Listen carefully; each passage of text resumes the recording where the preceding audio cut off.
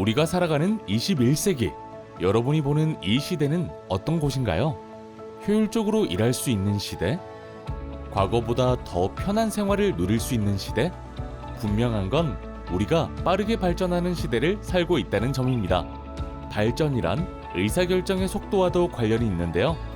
이 의사결정을 돕는 많은 기술 중 하나는 바로 인공지능입니다. 스마트 디지털 도우미부터 자율주행차까지 이제는 익숙합니다. 그런데 인공지능이란 정확히 무엇을 의미할까요?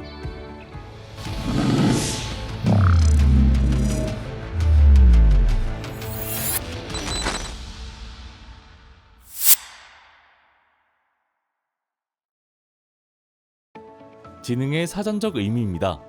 문제에 대해 합리적으로 사고하고 해결하는 능력이라고 나와 있습니다. 그렇다면 인공지능의 지능도 같은 능력을 의미할까요? 마빈 민스키는 인공지능에 대해 이렇게 말했습니다. 사람이 한다면 지능이 필요한 일을 기계가 하도록 만드는 과학이다. 더 자세히 알아볼까요?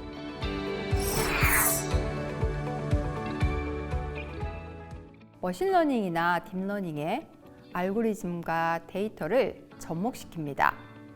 이 과정을 통해 학습을 할 수 있고요. 인지와 추론도 가능해지고요. 결국에는 정답을 알아낼 수 있습니다.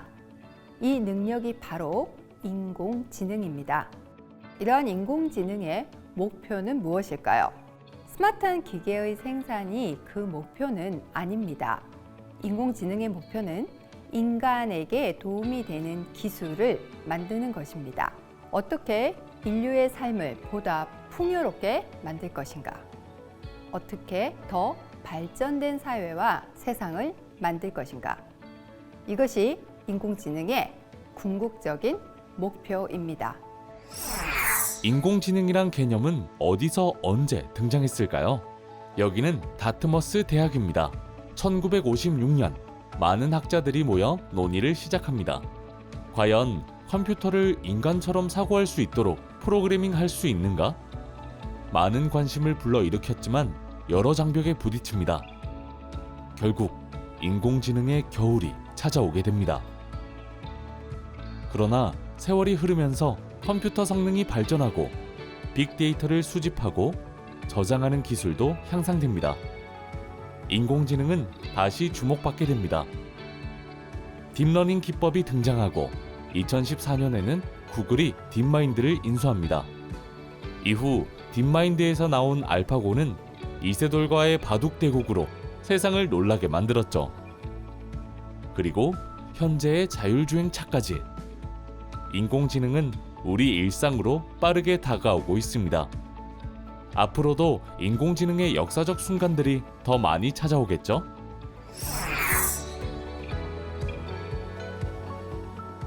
이런 기대 속에서 자연스럽게 생겨나는 의문이 있습니다. 과연 싱귤레리티는 도래할 것인가? 싱귤레리티, 번역하면 특이점이란 뜻인데요. 본래 수학과 물리학에서 사용하는 용어로 어떤 기준을 정했을 때 이 기준이 더 이상 적용되지 않는 점을 의미합니다. 오늘 우리가 말하는 특이점은 조금 다릅니다. 미국의 미래학자이자 발명가인 레이몬드 커즈와일이 그의 저서 특이점이 온다에서 제창한 개념인데요. 잠시 특이점이 온다에서 말하는 미래를 볼까요? 지금은 2045년. 특이점이 도래했습니다. 이 시대에는 인간의 수명을 무한히 연장할 수 있는 기술이 발전했습니다. 또 인공지능이 스스로 진화를 거듭합니다. 곧 인류 전체의 지성을 초월한 초지능이 탄생한다고 하네요. 책이 출간된 후 이런 미래상이 황당하다고 느끼는 사람들이 많았습니다. 하지만 오늘날 인공지능은 사회 전반에 영향을 미치고 있습니다. 점점 우리와 가까워지는 인공지능을 보며 특이점, 정말 현실이 되겠는데? 라고 생각하는 사람들이 생겨나기 시작합니다. 그렇다면 정말 특이점의 시대가 도래할까요? 특이점에 도달하려면 인공지능의 능력이 어느 정도여야 할까요? 능력 범위에 따라 인공지능이 무엇을 할 수 있는지, 인공지능이 어떻게 분류되는지 알아보겠습니다.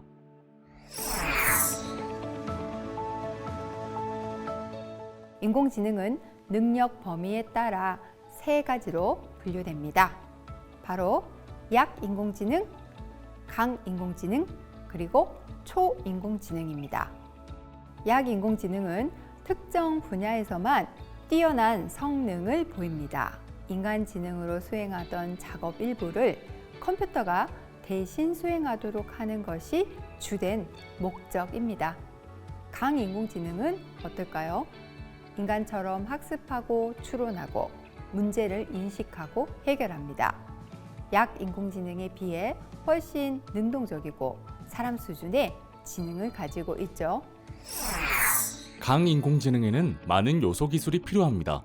물체나 사람을 인식하는 기술, 주변과의 거리와 상황을 파악하는 기술, 자연스럽게 대화하는 기술, 상대방의 기분을 이해하는 기술. 이런 기술들이 종합적으로 갖추어졌을 때 강인공지능이라 부를 수 있습니다. 아쉽게도 강인공지능은 현실에 존재하지 않습니다. 다음 단계가 바로 초인공지능입니다.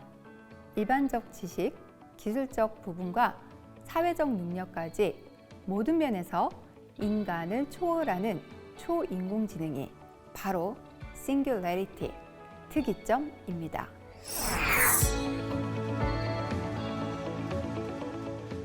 그렇다면 인공지능은 어떻게 만들어질까요?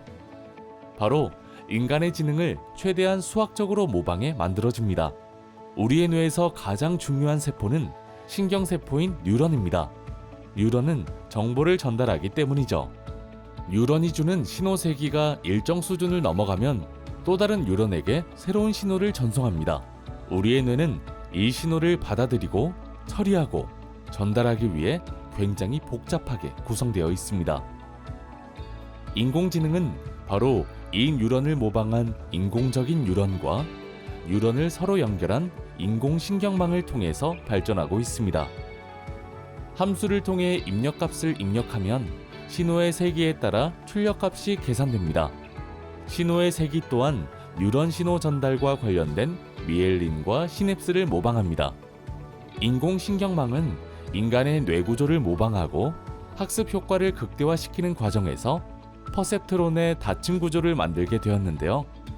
다층 퍼셉트론은 성능이 높아지면서 머신러닝과 딥러닝의 핵심 기술로 활용되고 있습니다. 그렇다고 해서 실제 인간처럼 사고하고 판단하고 행동한다는 뜻은 아닙니다.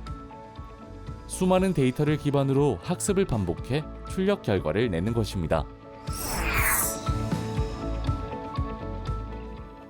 인간의 뇌가 굉장히 복잡하기 때문에 현재까지 인공지능은 인간의 사고를 따라잡지는 못했습니다.